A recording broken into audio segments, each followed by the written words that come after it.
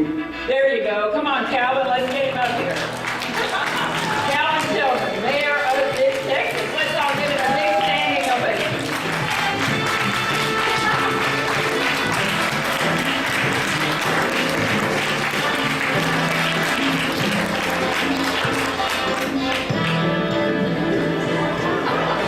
I'm a little slow on the keys, but we'll get this together. That's okay. Thank you, Phil. Good job. Right? Good job, Phil.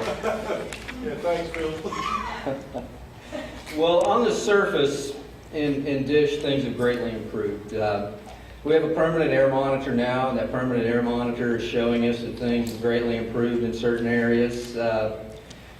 You know, we haven't had any of these major benzene exceedances, but we do have some water issues. But just about every night, or a couple of nights a week, or it's pretty random, in the middle of the night there'll be an odor. And that odor will kind of cover our community, certainly my house.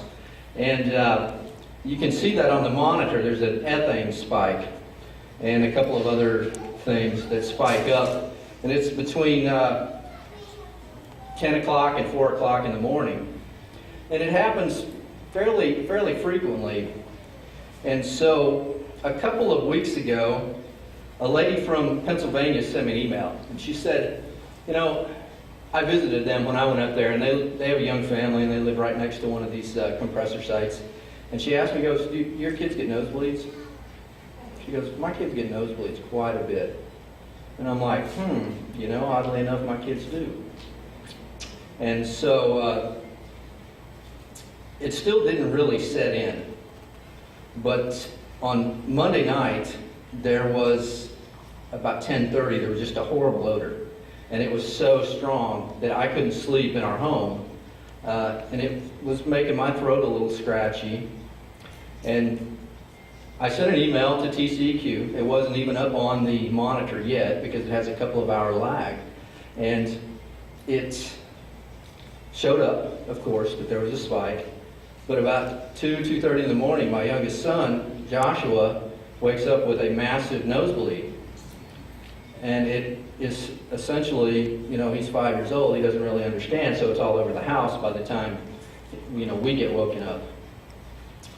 And I start thinking back, and earlier in the week, my oldest son had woken up with a nosebleed that also coincided with this odor. So I recently, I actually woke up Tuesday morning and was going to work, and my wife looked at me, and she normally doesn't say too much in the morning when I'm leaving, but she said this might be it.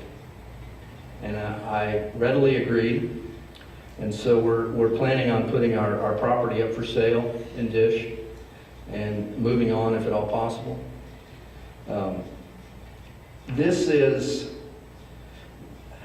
It's apparent that the circumstantial evidence that this is a problem is becoming overwhelming. And we just can't sit back and ignore this. And so we're going to have to get our family away from this. I've gotten hundreds of responses from this, and there's been a lot of folks that have been very supportive of me.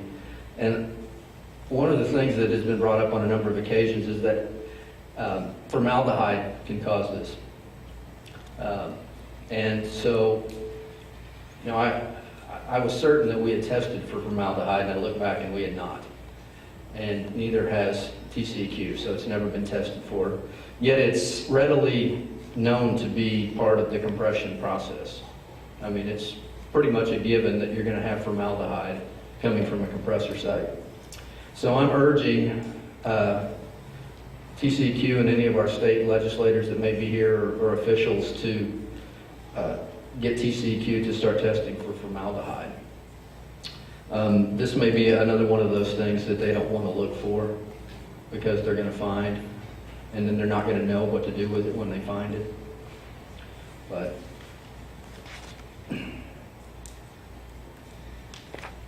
so, anyways, the other day I was talking to a representative from Atmos Energy. And Atmos is your local gas company, so people don't normally associate them with this process. But Atmos is actually the root of our problem, because everybody has to bring the gas to Atmos, and they have to put in a compressor station there to give gas, to sell gas to Atmos, is essentially the deal. And so Atmos has a facility that's in our town. They actually own the two largest compressors. And they also have a metering facility that's inside the community. And it looks really horrible. It's this old rickety wooden fence that's about to fall down. On one end it's completely open, and so you can see all the piping inside of it. Just a horrible, aesthetically looking facility. And so I've been trying to work with them to get that facility cleaned up, put a masonry fence in. A lot of the other facilities have done that. And I told them that, you know, essentially we were going to pursue this. And the gentleman, Charles Yarborough from Atmos, said that that was unconstitutional, that I try and make him put in a masonry fence. That's against the Constitution, but it's perfectly fine for me to have to move my family away from my home, away from a community that is